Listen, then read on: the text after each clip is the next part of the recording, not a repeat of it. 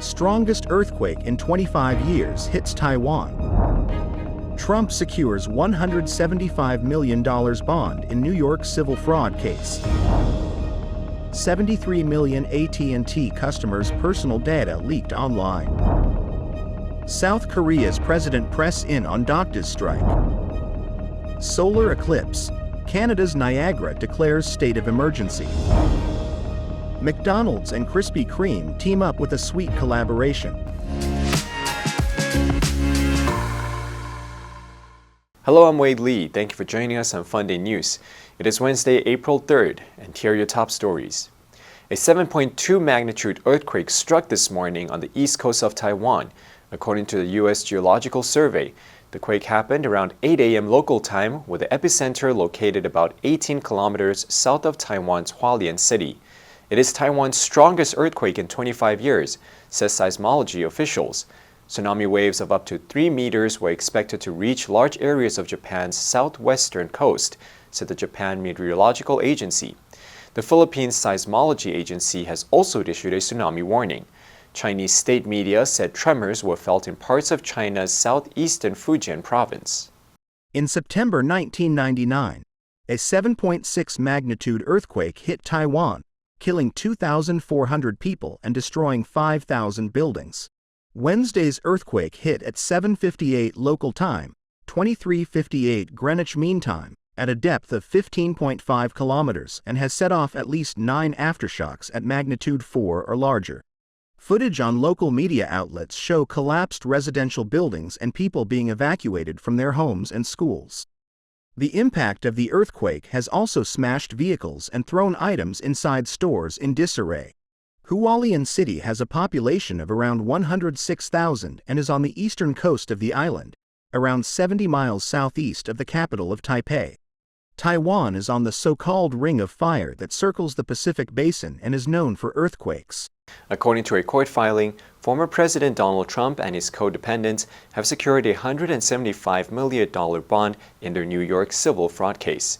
Trump secured the bond through Knightley Specialty Insurance Company owned by the privately held Henke Group, whose chairman told ABC News that he considers himself a Donald Trump supporter.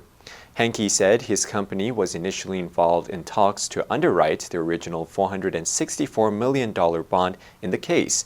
Then, when a New York appellate court last week reduced the amount to $175 million, Henke said his company renewed their efforts to underwrite the bond. Last week, a panel of judges from New York's appellate division granted the former president, his adult sons, and 2 former Trump Organization executives a 10-day stay of the $464 million judgment in their civil fraud case. It permitted them to post a reduced bond of $175 million. Trump's lawyers had argued that the former president lacked the cash to secure a bond for the full judgment after being rejected by more than 30 bond companies. Without intervention from an appeals court, defense lawyers argued that Trump would suffer irreparable harm by having to sell off his namesake properties before he exhausted his appeal of the fraud ruling. In February, following a 3-month trial, Judge Arthur Engoron fined Trump and his co-defendants after finding they had engaged in a decade of business fraud by falsely inflating the former president's net worth to get better loans and business deals. The U.S. telecom giant AT&T said that personal data belonging to 73 million current or former AT&T customers have been leaked online. Information including addresses, social security numbers, and passcodes was published on the dark web. AT&T said it had not identified evidence indicating that data had been stolen, but had brought in cybersecurity experts to investigate. The company said it had reset customers' passcodes. They were urged by the company to remain vigilant by monitoring account activity and credit reports. The data involved in the breach appears to be from 2019 or earlier and is linked to 7.6 million customers and 65.4 million former account holders. It also includes information such as full names, email addresses, and dates of birth, though AT&T said financial information had not appeared in the leak. The company said in a statement that it was unclear whether the data had originated from its own systems or via a third-party supplier. AT&T's wireless 5G network covers around 290 million people across the U.S., and the company is one of the country's largest mobile and internet services providers. In February, a Mahor outage impacted tens of thousands of phone users, which prompted an apology from the firm and an offer of $5 credit for those affected. Prosecutors in New York launched an investigation into that episode, which left people unable to use their phones for around 12 hours.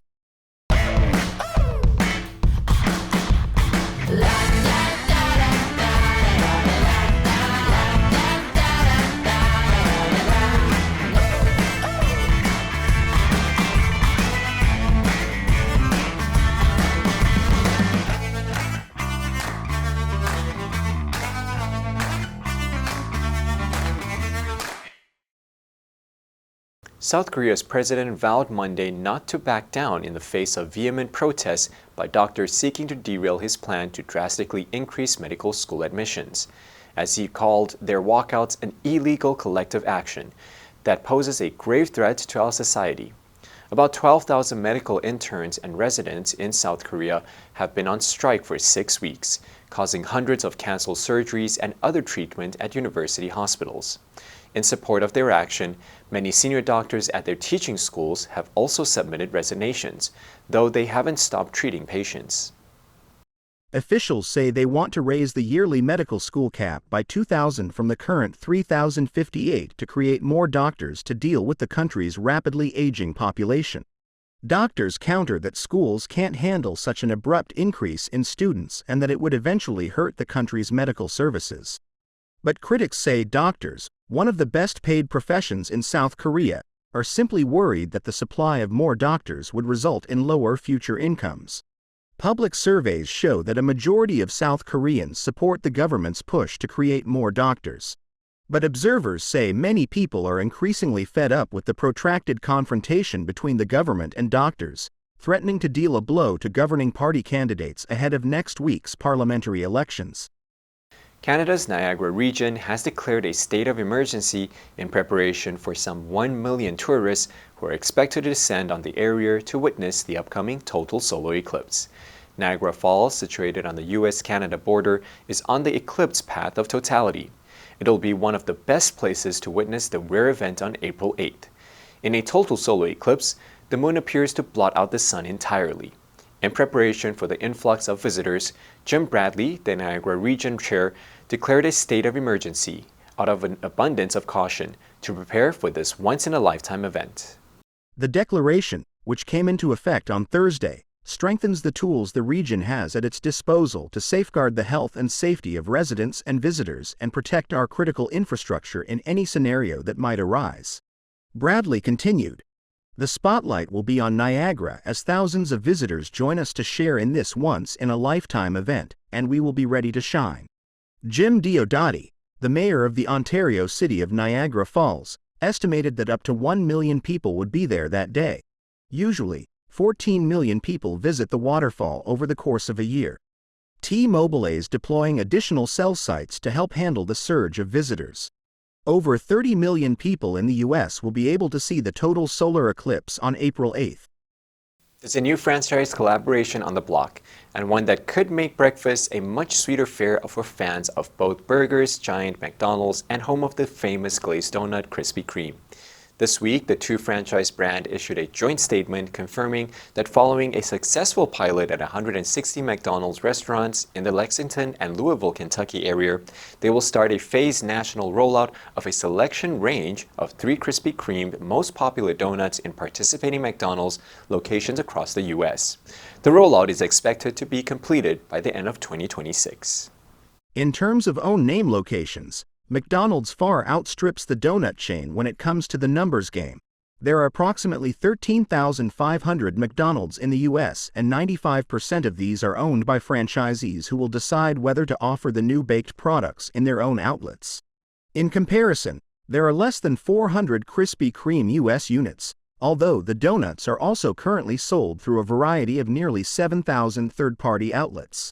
The partnership will allow the donut franchise to significantly increase its reach, although with that comes the challenge of ensuring its supply chain and logistics can meet and maintain pace with the demand, hence the phased 2.5-year rollout plan. The answer for yesterday was A, surge. An electrical surge damaged the computer's disk drive. Did you answer correctly? Now let's delve into the news of solar eclipse. Canada's Niagara Falls declares state of emergency. Number 1. Descend. 下降,走下,降下. Jane descended the stairs. Number 2. Influx. 涌进,汇集. Turkey is expecting an influx of several thousand refugees over the next few days. Number 3. Abundance. 大量,充足,丰富. There was an abundance of food at the wedding. Next, we have a multiple choice question for everyone to practice. Which answer would you choose? You can write your answer in the comments section. The correct answer will be announced tomorrow. And that's it for today's Funday News. Be sure to tune into Funday News from Monday to Friday and click the link below to join Funday for free. I'm Wade Lee, your host. I'll see you next time.